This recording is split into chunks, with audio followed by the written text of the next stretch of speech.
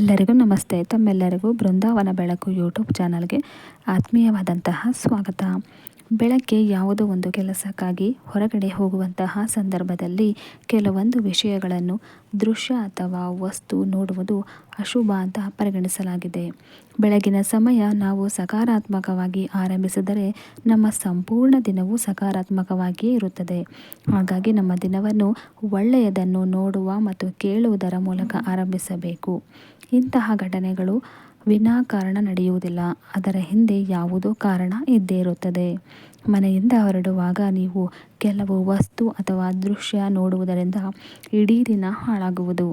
ಮುಂದೆ ಜೀವನದಲ್ಲಿ ಎದುರಾಗಬಹುದಾದ ದುರಾದೃಷ್ಟವನ್ನು ಇದು ಸೂಚಿಸುತ್ತದೆ ಎನ್ನಲಾಗಿದೆ.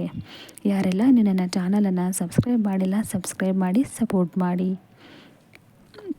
ಅನೇಕ ಬಾರಿ ನಾವು ಯಾವುದೋ ಒಂದು ಕೆಲಸದ ನಿಮಿತ್ತ ಮನೆಯಿಂದ ಹೊರಗಡೆ ಹೋಗುತ್ತಿರುವ ಸಂದರ್ಭದಲ್ಲಿ ಅಥವಾ ಎಲ್ಲೋ ಒಂದು ಕಡೆ ಹೋಗಬೇಕೆಂದುಕೊಂಡ ಸಂದರ್ಭದಲ್ಲಿ ನಾವು ಇದ್ದಕ್ಕಿದ್ದಂತೆ ಸತ್ತ ಪ್ರಾಣಿಯನ್ನು ನೋಡುತ್ತೇವೆ. ಅಂತಹ ಸಮಯದಲ್ಲಿ ಸತ್ತ ಪ್ರಾಣಿ, ಪಕ್ಷಿ ನೋಡುವುದು ಒಳ್ಳೆಯ ಸೂಚನೆ ಅಲ್ಲ. ಇದು ನಿಮ್ಮ ಇಡೀ ದಿನವನ್ನು ಹಾಳು ಮಾಡುತ್ತದೆ. ಇದರರ್ಥ ನೀವು ಈ ದಿನ ಸಾಕಷ್ಟು ಸವಾಲುಗಳನ್ನು ಎದುರಿಸುತ್ತೀರಿ. ಹಾಗಾಗಿ ಸ್ವಲ್ಪ ಹೊತ್ತು ತಡೆದು ಕುಳಿತು ಹೊರಡಬೇಕು ಅಥವಾ ಬೇರೆ ದಿನ ಹೋದರೆ ಒಳ್ಳೆಯದು. ಹಾಗೆ ಬೆಳಗ್ಗೆ ರಸ್ತೆಯಲ್ಲಿ ನಾವು ಎಲ್ಲಿಗೂ ಹೋಗುವಂತಹ ಸಂದರ್ಭದಲ್ಲಿ ಅಳುವ ಮಗು ಹಾದು ಹೋಗುವುದನ್ನು ನೀವು ನೋಡಿದರೆ ಅದು ಕೂಡ ಶುಭವಲ್ಲ.